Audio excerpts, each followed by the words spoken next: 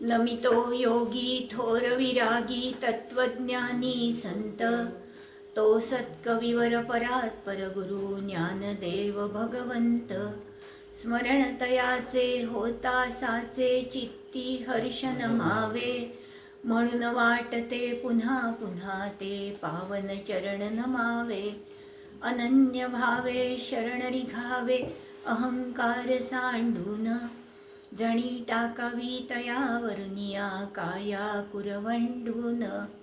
आणि पहावे नितांत सुंदर तेजोमय ते रूप, सहज साधनी नित्य रंगुनी व्हावे मग तद्रूप.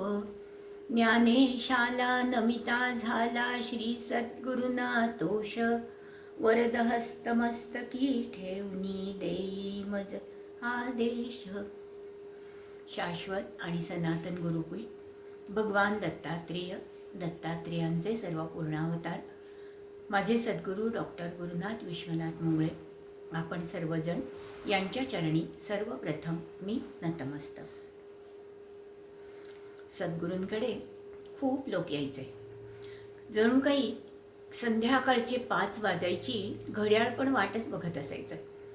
कारण सद्गुरूंनी एक वेळ दिली होती. पूर्वी असं नव्हतं, केव्हाही लोक यायचे. पण मग काय झालं की उपासनेत खंड पडलेला आणि त्याच्यामध्ये काही अशा अडचणी आलेलं त्यांना आवडायचं नाही. आणि मग याच्यावर उपाय काय केला की ठराविक वेळ ही भेटण्यासाठी ठेवली गेली. मग ती वेळ होती संध्याकाळी 5 ते साधारण 7-7:30पर्यंत असायची. सकाळी ते भेटायचेच नाहीत कुणाला, अगदी क्वचितच, फार क्वचित. पण मग संध्याकाळपर्यंत ते सकाळपासून असं मुरलेलं, असे सुंदर उपासनेचं ते गुरुतत्व असं काही फुललं जायचं की येणारा प्रत्येक जण त्यात न्हावूनच निघायचा. घड्याळ वाट बघायचं. संध्याकाळचे 5 वाजायची. मग एक छानशी उदबत्ती लावली जायची.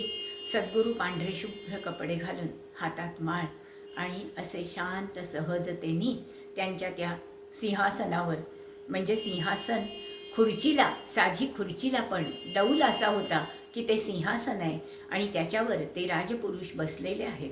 अशा डौलामध्ये सद्गुरू बसलेले असायचे. आजूबाजूला बसलेले आम्ही सर्वजण आणि येणाऱ्या लोकांची वाट बघत बसायचो. कारण आम्हाला का वाट बघायचं? कारण की कोणी आलं की त्यातनं खूप वेगवेगळ्या गोष्टी ऐकायला मिळायच्या, शिकायला मिळायच्या.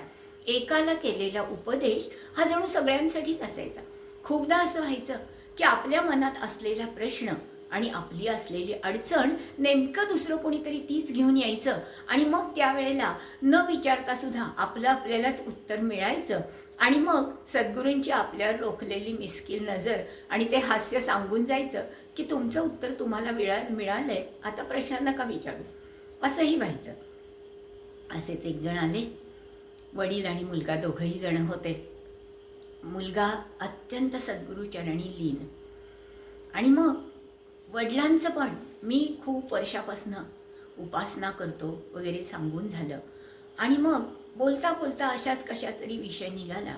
आहाराच्या सात्विकतेविषयी सद्गुरू खूप आग्रही होते की अन्न हे रक्त बनवतं, त्यामुळं अन्न खाताना तुम्ही नेहमी तिथं निग्रह पाहिजे आणि आग्रह पण पाहिजे की अन्न कशा पद्धतीचं खावं. याच्याबद्दलच्या त्यांच्या सूचना अगदी ते स्पष्ट सूचना असायच्या. मग हे सगळं ऐकल्यावर त्या गृहस्थांनाही असं वाटलं. ते म्हणले की सद्गुरू, अमुक एक गोष्ट मला खूप आवडती, पण ती तुमच्या याच्यात निषिद्ध आहे आणि म्हणून आजपासून मी ती गोष्ट सोडून दिली.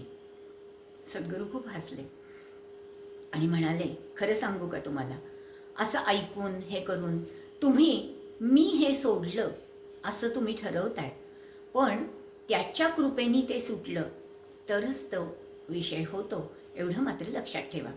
नाही म्हणले, एकदा ठरलं म्हणजे ठरलं. आता त्या गोष्टीकडं जाणे नाही, तिकडं बघणे नाही, ते खाणे नाही. बरं ठीक आहे म्हटले सद्गुरू. झालं. ते गृहस्थ त्यांचे हे प्रसाद घेतला गेले. मग आणखी काही दिवस गेले. ते गृहस्थ आजारी पडले नंतर. आणि मग एकदा त्यांचा मुलगा भेटायला आला. आणि भेटायला आल्यावर मग सांगत होता की बाबा आजारी आहेत आणि असं झालंय. पण चेहरा एकदम पडलेला होता. सद्गुरू, एक मोठी चूक त्यांच्या हातून होतीये. सद्गुरूंनी सांगितलं, मला माहिती आहे काय चूक झाली आहे ते, पण तरी सांगतो. मग ते म्हणाले की त्यांनी आपल्यासमोर संकल्प केला होता की अमुक एक गोष्ट मी खाणार नाही, कारण ती तुम्ही निषिद्ध सांगितली आहे. पण सद्गुरू, आता ह्या शेवटच्या क्षणांमध्ये, शेवटच्या दिवसांमध्ये त्यांना केवळ तीच गोष्ट खायचा असा अट्टहास सुरू झालेला आहे. आणि ते खातात आणि मग त्यांना खूप पश्चाताप होतो की मी हे सोडलंय आणि मला असं का होतंय.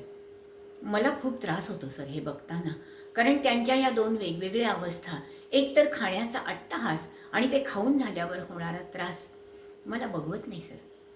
तेव्हा सर म्हणले, एक काम कर, तू त्यांना जाऊन सांग आता की सर तुमच्यावर रागवलेले नाही आहेत आणि तुमच्या मनात जे येतं ते तुम्ही आत्ता करा. तुम्ही काही त्याची काळजी करू नका. तुम्ही जरी मला म्हटला होता तरीसुद्धा मी सांगतो आता की तुमच्या या दिवसांमध्ये तुम्हाला जी इच्छा होईल तसं तुम्ही खा, तसं तुम्ही करा. आणि मग ते निघून गेले. आणि मग सगळ्यांमध्ये प्रश्न की का बरं, असं जर आपण ठरवलं एखादी गोष्ट नाही करायची तर मग नाहीच न करायला पाहिजे, का बरं असं. तेव्हा सरांनी सांगितलं की आम्ही करणार नाही हा अट्टहास करणारे तुम्ही कोण. कारण असं की साधकांनी मी करतो हा अहंकार केला की त्याच्या 10 पट परमेश्वर आग्रही होतो आणि मग जे करायचं नाही असं मुखाने तुम्ही बोलता त्याचाच उद्घोष आतून सुरू होतो आणि मग तीच एकमेव गोष्ट करावीशी तुम्हाला वाटते. हा नियम आहे म्हटले. कशासाठी मी करतो हा अट्टहास. मग एकाने असं विचारलं की अगदी नाराज होऊन, आम्ही काही करायचंच नाही का, आम्ही काही निग्रह करायचा नाही का, आम्ही काही सोडायचंच नाही का. सर म्हणले, सोडायचं कशासाठी, काय सोडायचंय म्हणले तुम्हाला. मग त्यांनी अगदी काम, क्रोध, मोह, मद, मत्सर म्हणले हे सोडायला पाहिजे की सर. हो सर म्हणले, हो हो सोडायला पाहिजे. पण ते जर एक एक जरी ह्यातलं घेतलं तुम्ही, काम घ्या, क्रोध घ्या, मोह घ्या, अरे जन्माच्या आधीपासून तुमच्या पिंडाला चिकटून आलेले हे षड्रिपू आहेत, ते घालवण्याची ताकद नसते रे बाळा तुमच्यामध्ये. अख्खा जन्म जातो पण नाही होत. आणि मग आपण करायचंच नाही का, हा तुझा प्रश्न मला आवडला. की मग आम्ही काही करायचंच नाही का, जसं मनाला येईल तसं वागतो, जसं मनाला येईल तसं खातो, मनाला येईल तसं वागतो. नाही, तसं नाही करायचं. हे बघ, अध्यात्मात हे सोडतो ते सोडतो असं नसतं म्हणायचं. अध्यात्मात काय करायचं की जे सोडण्यापेक्षा जे सर्वात त्याच्याही पेक्षा मोठं आहे त्याला धरायचं, म्हणजे हे बाकीचं आपोआप जातं. परत सगळ्यांचे चेहरे प्रश्नांकित, म्हणजे काय, म्हणजे काय, म्हणजे काय म्हणले सर. अरे काम आहे तो तरी सुटणार नाहीये, मग काय करायचं, तो काम लावायचा भगवंतापाशी, आपल्या दैवतापाशी, आपल्या गुरु महाराजांपाशी. कारण आपल्यावर सर्वोच्च प्रेम करणारे तेच असतात आणि आपला काम हा त्यांच्या चरणाशीच राहायला पाहिजे. आपण परमेश्वराकडे जाताना जेव्हा वाडीला जाता तुम्ही, तेव्हा असं काही तटून थटून चांगले कपडे घालून उत्तम तऱ्हेने जा की जसा तुम्ही तुमच्या एखाद्या प्रिय व्यक्तीला भेटायला जाता असं जायचं असतं म्हणले. आणि नेहमी तसंच होतं की कधीही नवे कपडे घातले तर ते घालायचे नेहमी वाडी किंवा गाणगापूरलाच जाताना. आणि खूपदा खूपच लोक असं करायची की नव्या कपड्याची घडी मोडायची ती सरांकडे यायच्या वेळेलाच, कारण मग त्याच्यावर एक तर खूप सुंदर त्यांचा अभिप्राय असायचा की तुझे कपडे फार छान आहेत. कारण त्यांचं ते होतं की ते प्रत्येक वेळी सांगायचे की अरे वा, आज काय मस्त शर्ट घातलायस तू. आणि काही वेळा म्हणायचे, अरे वेळ होत नाही तर असे मळके कपडे मला आणून द्या रे, मी धुवून देतो तुमचे कपडे, असंही म्हणायचे.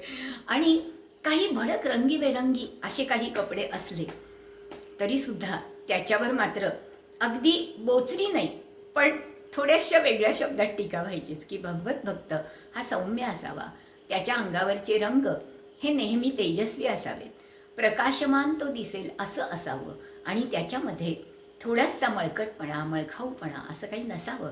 कारण स्वच्छता हे भगवंताचं रूप आहे. स्वच्या छताखाली राहणं म्हणजे स्वच्छता, आणि ती स्वच्छता तुम्हाला स्वतःच्या प्रत्येक गोष्टीत बाळगावी लागते.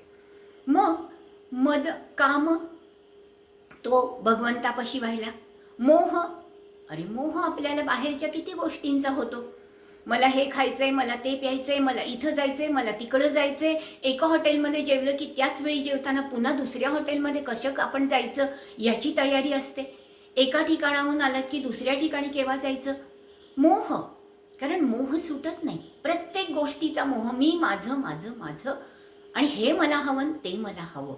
हा मोह नाही सोडायचा.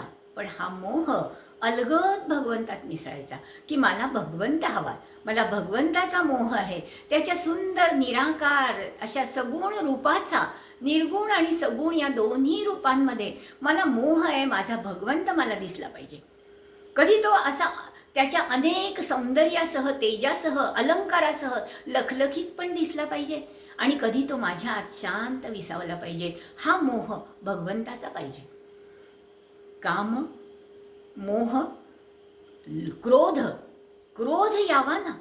क्रोध नाही येणार असं नाही ठरणार तुम्हाला, इतकी ताकदच नसते.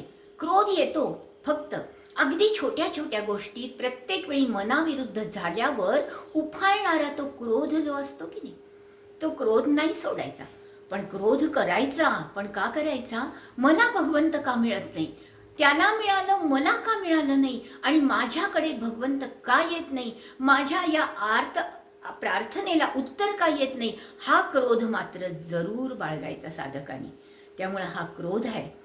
काम, मोह, क्रोध, मद पाहिजे. कारण थोड्याशा चांगल्या गोष्टी मिळाल्या, संपत्ती, दागिने, बाकीच्या गोष्टी, यश, आणि खूप ठिकाणी आपलं प्रतिष्ठा, अशा सगळ्या गोष्टी मिळाल्या की नकळतच मद व्हायला लागतो अंगातून. तो सांगावा नाही लागत. तो तुमच्या चेहऱ्यावरनं, तुमच्या बोलण्यावरनं, तुमच्या वागण्यावरनं, तुमच्या बाजकीच्या लोकांशी असणाऱ्या सहवासातनं तो पाझरतच असतो. पण हा मद असा नाही. तो मद कसा असावा की मी भगवंताचा आणि भगवंत माझा, हा जेव्हा आतनं मद व्हायला लागतो ना, तेव्हा तो मद वेगळाच असतो, आणि तो मद साधकाला खूप वेगळंच करून जातो. काम, क्रोध, मोह, मत्सर हा तर स्थायी भावच आहे. सोडायचं कुठं? आणि त्याला मिळालं, मला का मिळालं नाही, तुझं चांगलं आहे, माझं का नाही चांगलं, माझ्याकडे सगळं आहे पण तुझ्याकडे असणारी एक गोष्ट जी मला हवी ती माझ्याकडे नाही आहे, मग मी तुझा मत्सर करणार. आणि साधकांमध्ये पण असतं, हाच सद्गुरूंच्या जवळचा, तो का नाही जवळचा, मला का असं म्हणले, त्याला का असं म्हणले नाही, हा तर मत्सर असतोच. त्याच्यामध्ये नाकारायसारखं काहीच नाही. असावाच ना, मत्सर असलाच पाहिजे. पण तो मत्सर आपण पुढं जाण्यासाठीच असला पाहिजे ना. कारण त्या मत्सराने तुला मिळालं मला का मिळालं नाही याच्यामध्ये, त्या मत्सराने मला भगवंताच्या जवळ अधिक जायसाठी उपासना करायची तळमळ वाढली, तर तो मत्सर मात्र माझ्यासाठी खूप उपयोगी येतो. आणि साधनेला बळकटी द्यायला तो मत्सर आपल्याला उपयोगीच येतो. सोडायचा कशासाठी रे मत्सर म्हणले. आणि मग या काम, क्रोध, मोह, मत्सर याच्यामध्ये, या सगळ्यामध्ये जे षड्रिपू आहेत, त्या सगळ्या षड्रिपूंमध्ये आपण भगवंत मिसळला तर मग काहीच होणार नाही. अरे दंभ कशाचा असा, माझा भगवंत उभा आहे माझ्या पाठीमागं, असा असू दे ना दंभ, कशाला सोडायचा? काही सोडायचं नाही यातलं म्हणजे, ती ताकदच नाही आपली. नेहमी आपण या सगळ्या गोष्टी, आपल्यातल्या या सगळ्या गोष्टी, याला एक वळण द्यायसाठी आपण त्या गोष्टींना सोडायचं नाही, त्या गोष्टींना जोडायचं. आणि तेही जोडायचं कुणाशी, तर त्या परमात्म्याशी, त्या सर्व शक्तिमान परमेश्वराशी. आणि मग हे सगळं मी सोडतो, हा अट्टाहास, हा अहंकार, हा सगळा निघून जातो. याच्यामध्ये काही वाईट नाही आहे. कारण हे सगळं आपल्याला जन्मतःच घेऊनच आपण जन्म घेतलाय. आणि हा जन्म घेतला, त्या जन्माचं जे हे आहे, मूळ आहे, ते जन्माचं मूळ आपल्याला विच्छेदन करायसाठी गुरुचरित्रात सांगितलंय की जप म्हणजे काय, तर जन्माचं मूळ विच्छेद करून ते पाप जे आहे किंवा त्याच्यामध्ये जे काही असलं, आपलं काही जे कर्म आहे ते सगळं दूर करायचं असेल तर एकच गोष्ट आहे, ती म्हणजे भगवंताचा जप आणि भगवंताचं नाम. तेव्हा या सगळ्या गोष्टी सोडायच्या नाहीत, तर त्या जोडायच्या भगवंताशी. आणि मग तिथं फक्त उरतं भगवंत, आणि बाकीचं सगळं आपोआप निवळून जातं. एखादी खूप चांगली गोष्ट मिळवायसाठी जेव्हा ती समोर असते तेव्हा आपण बाकीच्या गोष्टी आपोआपच बाजूला करतो. ते सांगावं नाही लागत किंवा त्या बाजूला करताना त्रासही होत नाही. फक्त अट्टाहास जर असेल की मीच असं करणार तर नाही. साधकाची नेहमी आयुष्य हे ईश्वर इच्छितच जायला पाहिजे. ईश्वराची इच्छा या धारणेत जो राहतो तोच खरा साधक. आणि मग त्याला मी हे सोडतो, मी ते सोडतो असं म्हणणं आणि ते सोडता न येण्यासाठी होणारा पश्चाताप या दोन्ही गोष्टीला तोंड नाही द्यावं लागत. म्हणून उपासनेमध्ये फक्त मी भगवंताचा, भगवंत माझा आणि माझ्या ज्या सगळ्या गोष्टी आहेत त्या सगळ्या गोष्टी आयुष्यातल्या निगडीत करायच्या त्या परमात्म्याशी, त्या भगवंताशी. तुकाराम महाराजांनी एका अभंगात खूप छान सांगितलंय, माझे मज कळो येती अवगुण, काय करू मन अनावर. अहो मला माहिती आहे माझ्यात खूप अवगुण आहेत, मला माहिती आहे माझे अवगुण मी नाही सोडू शकत, पण माझं मन अनावर आहे. तुका म्हणे पाहिजे जीवाचा अंकुश, नित्य नवा दिवस जागृतीचा. आणि हा जीवाला अंकुश लावणारं जर कोणतं तत्व असेल तर ते आपले सद्गुरू. आणि या सद्गुरूंनी जीवाला अंकुश लावावा आणि हा आमचा नित्य नवा दिवस जागृतीचा व्हावा ही त्यांच्या चरणी प्रार्थना. सद्गुरुनाथ महाराज की जय.